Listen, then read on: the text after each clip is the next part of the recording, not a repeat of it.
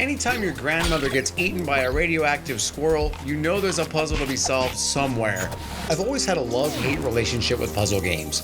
They're either cleverly designed or they're just absolutely craptastic. They can be fun to figure out, or they can absolutely ruin what's otherwise a good game. I've got Mayhem in Single Valley here. I want to see how this one holds up. Is this a puzzle worth solving, or are we missing a few pieces? Some puzzle games are entirely cerebral and really abstract. Other ones can't really be classified as puzzles, just a difficult, long way of doing something. More of a Rube Goldberg than an actual puzzle. This game just throws you right in. It opens up with, well, this. Pretty awesome, actually. It took me a second to figure out what was going on, and that's gonna kind of recur here, but yeah, once you do, you just kind of catch as many people as you can. Doesn't matter if you do, doesn't matter if you don't, from what I can gather. I did get an achievement, so that says to me it's not really necessary, because after all, this is just an intro scene. The game seems to kind of ease you into things a little bit. You can kind of move things around, which is going to come in handy later. There's a lot of like sliding box puzzles. That's really neat. You get to go outside at one point, and this is really awesome because you're supposed to pick up all the dog crap that's out there. Or you can kind of chuck it over the fence like I think most kids would have done. I don't know. I don't know anything about that.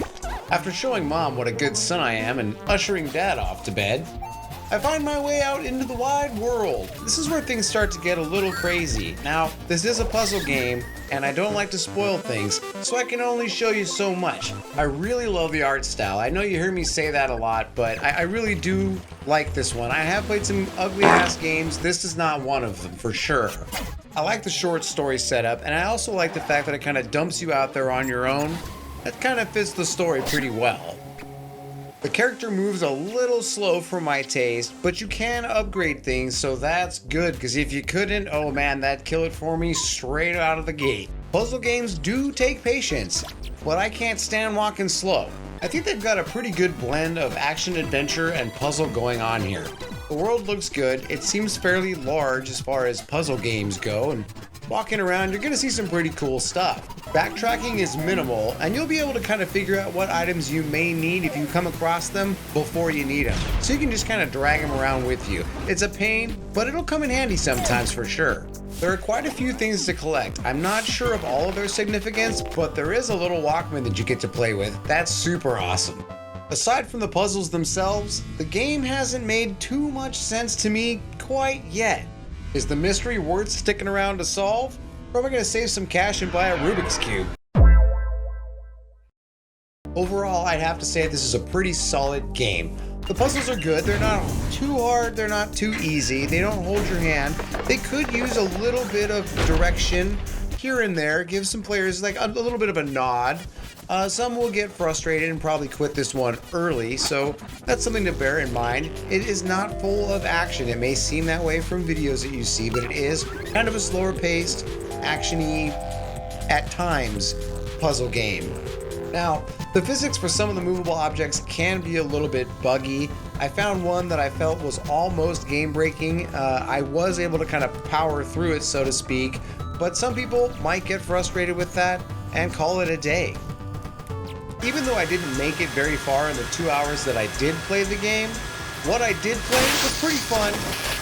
I'd say it's a solid buy at $10 every day, all day, but this one sits at 15, so your mileage may vary. If you're really into puzzle and adventures and quirky games, yeah, that extra 5 it's totally worth it.